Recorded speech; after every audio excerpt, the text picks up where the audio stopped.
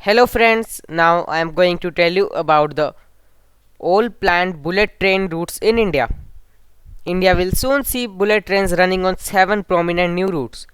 These routes are Varanasi to Howrah via Patna, Delhi to Varanasi via Noida, Agra and Lucknow, Delhi to Amritsar via Chandigarh, Ludhiana and Jalandhar, Delhi to Ahmedabad via Jaipur and Udaipur, Mumbai to Hyderabad via Pune, Mumbai to Nagpur via Nasik, Chennai to Mysuru via Bengaluru. All the routes are represented in the map, and for the detailed video on all the routes, subscribe my channel as I will be posting them soon.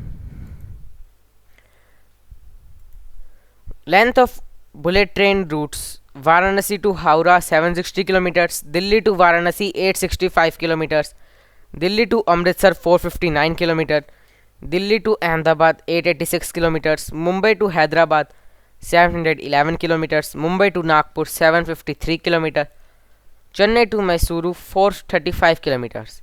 Thanks and subscribe my channel for videos on all these bullet train routes.